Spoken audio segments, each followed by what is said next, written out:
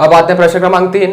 तो देखिए प्रश्न क्रमांक 3 क्या दिया है, 3 गुना 1 का स्क्वायर प्लस 5 गुना 2 का स्क्वायर यानी कि प्रथम पद, द्वितीय पद, तृतीय पद, ये n पदों तक हमें इसका योगफल ज्ञात करना है। तो सबसे पहला स्टेप क्या है, हमें इसका व्यापक पद निकालना होगा। तो व्यापक पद के लिए पहला स्टेप क्या कर सकता हूं कि ऑब्जर्वेशन से मैं निकाल पा रहा हूं क्या कि इसका an क्या बनेगा। तो देखिए अगर मैं इसको n मान के चलता हूं, अगर मैं 1 को n मान के चलता हूं तो ये n स्क्वायर तो है, ये n+2 है, ठीक है। इसका मतलब n+2 और ये n स्क्वायर ऐसा कुछ बन रहा है। अब देखता हूँ ये चीज मैं दूसरा और तीसरा पद में सेटिस्फाई कर रहा है कि नहीं, संतुष्ट कर रहा है कि नहीं। तो देखिए n स्क्वायर यानी कि n को मैं 2 मान के चला हूं तो 2 + 2 4, ये 4 होना चाहिए, फिर नहीं, सेटिस्फाई नहीं कर पा रहा है। इसका मतलब जो मैं सोचा हूं, अभी जो ऑब्जर्वेशन किया हूं वो गलत है। तो अपन क्या करेंगे, इसको समांतर श्रेणी, जो पहला प्रश्न बताया था, 2 विधि बताया था, समांतर श्रेणी वाले विधि से हम बनाएंगे, ठीक है। तो देखिए हम इसका व्यापक पद ज्ञात करेंगे तो प्रथम पद 2 भाग में बटा हुआ है, उसको अलग अलग करेंगे। सबसे पहले सबका पहला भाग निकालेंगे तो 3 धन 5 धन 7, ये गए है n पद तक, ठीक है, ये हो गया। अब गुणा 1 का वर्ग धन 2 का वर्ग धन 3 का वर्ग, ये हो गया दूसरा पद, ठीक है। अब क्या करेंगे कि हम देखते हैं कि ये कौन सा श्रेणी बन रहा है, ये समांतर श्रेणी बन रहा है। देखिए क्यों, 5 में 3 घटा दूंगा 2 बचेगा, 7 में 5 घटा दूंगा 2 बचेगा, यानी कि सर्वांतर मिल रहा है, सर्वानुपात नहीं, ठीक है। तो ये समांतर श्रेणी है। अब हम इसको देखते हैं तो 1 का स्क्वायर क्या होगा, 1 होगा, 2 का स्क्वायर 4 होगा, 3 का स्क्वायर 9 होगा, ठीक है। हम समांतर श्रेणी निकाल के देखते हैं, 4 में 1 घटा देंगे कितना बचेगा, 3, 9 में 4 घटा देंगे कितना बचेगा, 5, तो 3 ये बच रहा है, ये बच रहा है 5, इसका मतलब ये समांतर श्रेणी तो नहीं है, ठीक है। अब देखते हैं गुणोत्तर श्रेणी है क्या, तो गुणोत्तर श्रेणी भी नहीं है। क्यों, दूसरा पद भागित पहला पद, तो दूसरा पद 4 भागित 1 और ये 9 भागित 4, तो ये इक्वल नहीं है, इसका मतलब ये गुणोत्तर श्रेणी भी नहीं है। तो हम क्या करेंगे, ये जो दिख रहा है 1 square plus 2 square plus 3 square, ये साफ साफ हमें ये पता चल रहा है कि n स्क्वायर का श्रेणी बन रहा है, ठीक है ना। देखिए ये समीशन ऑफ n स्क्वायर का श्रेणी बन रहा है, 1 स्क्वायर 2 स्क्वायर 3 स्क्वायर, ये कहां तक जाएगा, n तक जाएगा ना। तो n स्क्वायर, तो इसको मैं आराम से लिख सकता हूं कि ये n स्क्वायर का श्रेणी बन रहा है, ठीक है। अब इसको श्रेणी ज्ञात करने के लिए मैं समांतर श्रेणी लगाता हूं, तो क्या होगा, an बराबर a प्लस n-1d। तो a यानी कि प्रथम पद 3 प्लस n, ये n पद तक जाएगा तो ठीक है, n-1, और डिफरेंस कितने का है, 2 का। तो देखिए क्या हो जाएगा, 3 प्लस 2n-2 n स्क्वायर, तो 3 में 2 घटा दूंगा कितना बचेगा, 1, तो 2n प्लस 1 हो जाएगा और ये हो जाएगा n स्क्वायर।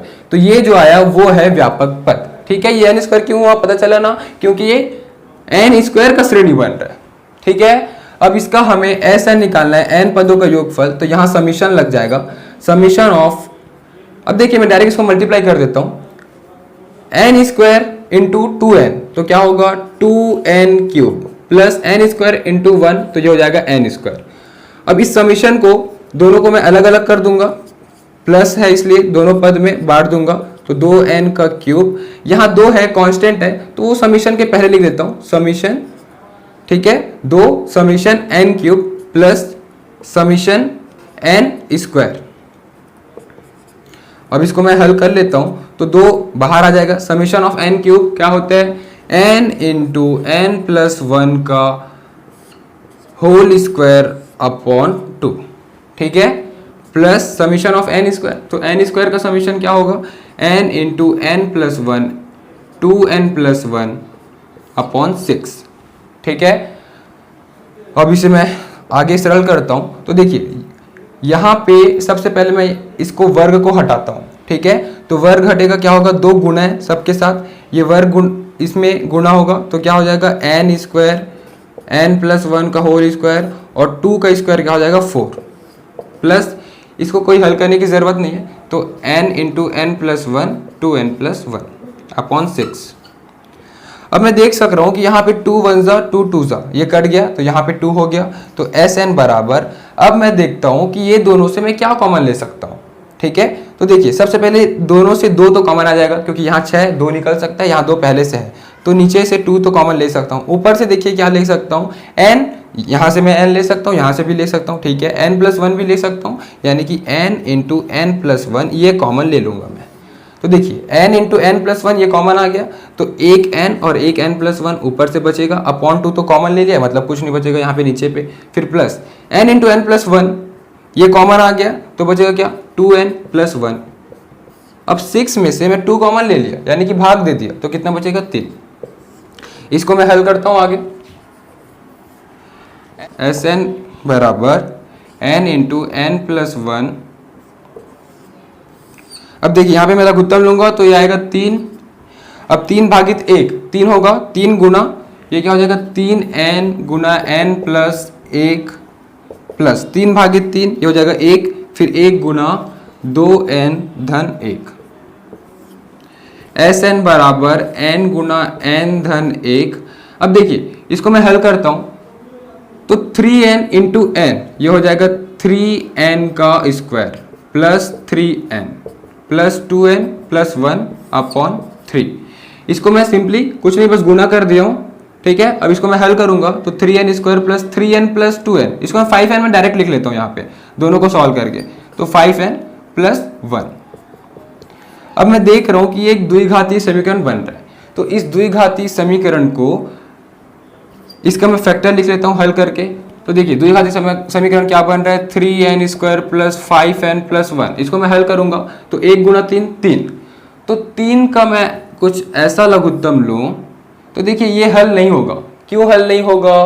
क्योंकि ये जो गुणा कर रहा हूँ जिसका मेरे को लघुत्तम लेना है वो संख्या छोटा है, ठीक है, और वो जो बीच में जो संख्या जिसको स्प्लिट करते हैं जिसको तोड़ते हैं वो संख्या बड़ा है, तो ये समीकरण हल तो नहीं होगा, ठीक है। तो इसका उत्तर क्या हो जाएगा n गुना n+1। इस डिवाइड बाई 3 को मैं यहाँ बाहर निकाल सकता हूँ, तो बाहर निकाल के लिख दिया, और गुना में 3n square plus 5n plus 1, तो ये हो गया उत्तर।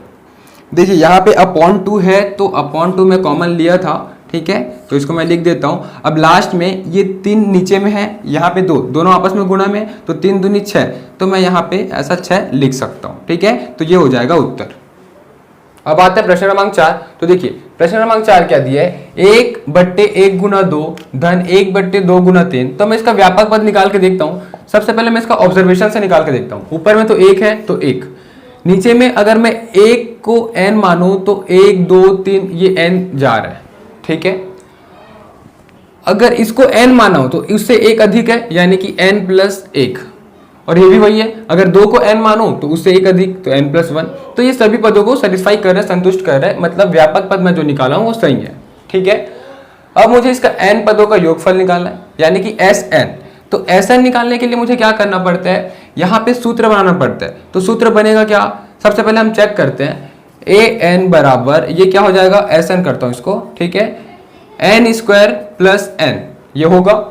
अगर मैं इसको बनाने जाऊं तो क्या होगा n स्क्वायर, यानी कि पहला पद, तो पहला पद तो 1 स्क्वायर प्लस 1, ठीक है, तो 1/2 पहला पद, दूसरा पद तो आ जाएगा। लेकिन जब मैं Sn को अगर देख रहा हूं तो इसका कोई सूत्र ही नहीं है। मेरे पास n स्क्वायर का है, n क्यूब का है, लेकिन 1/n स्क्वायर प्लस n का नहीं है सूत्र, और इसको मैं अलग नहीं कर सकता। अगर n स्क्वायर प्लस n/1 रहता तो मैं इसको अलग कर देता, यहाँ पे 3 भी रहता तो मैं अलग कर सकता था, ठीक है। लेकिन यहाँ पे नीचे पे प्लस है, यानी कि हर में है, तो इसको मैं अलग नहीं कर सकता, तो ये केस सेटिस्फाई नहीं होगा, ठीक है।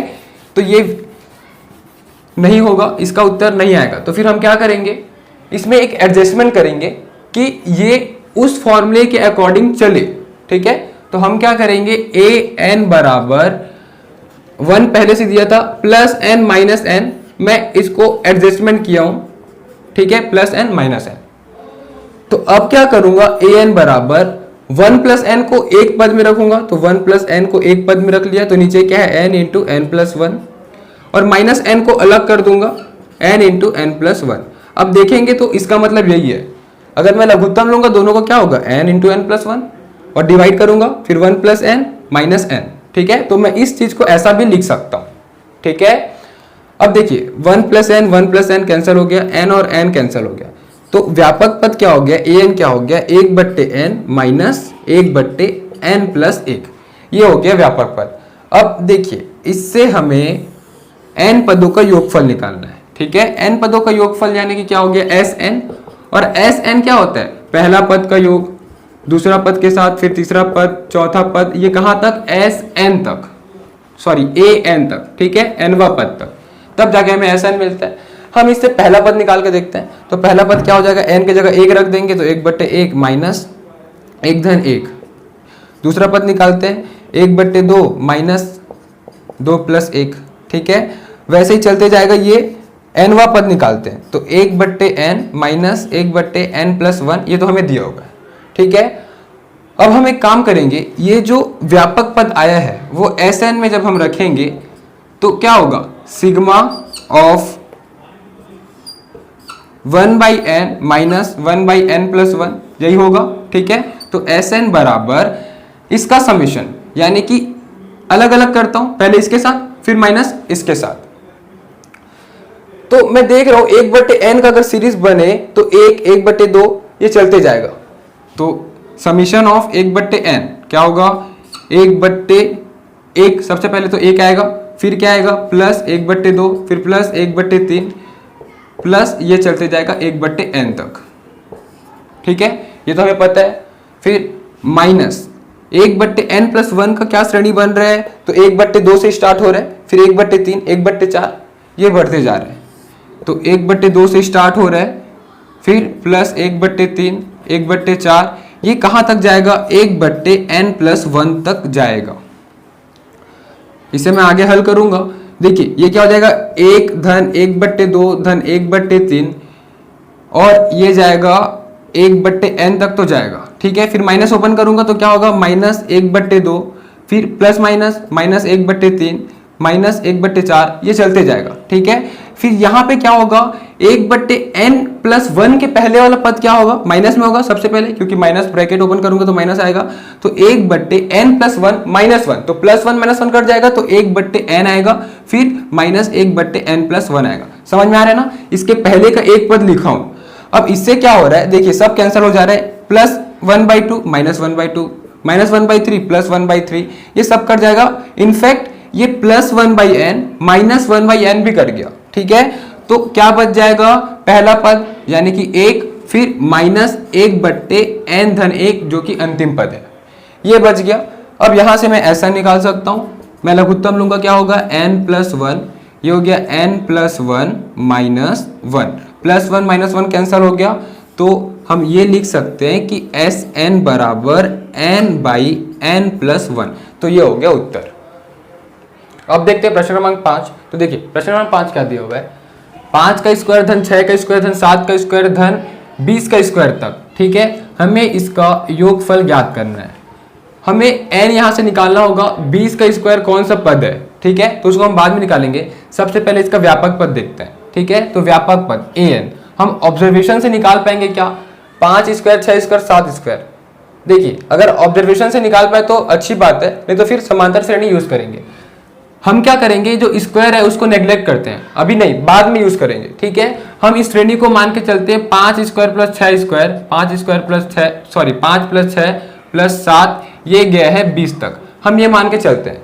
तो देखिए इसका n पद क्या होगा, इस 20 को भी नहीं लिखता, तो n पद क्या होगा, a plus n minus 1d, ये होता है। तो a यानी कि प्रथम पद क्या है 5 धन n माइनस 1, तो n पद तक है तो मैं इसको n मान के चलता हूं, अभी n का मान मैं बाद में निकालूंगा, अभी नहीं, ठीक है। n माइनस 1 और d सर्वांतर क्या हो रहा है, तो 6 में 5 घटा दूंगा 1, तो 5 धन n माइनस 1, 5 में 1 घटा दूंगा कितना बचेगा, 4 धन n, या n प्लस 4 भी बोल सकता हूं।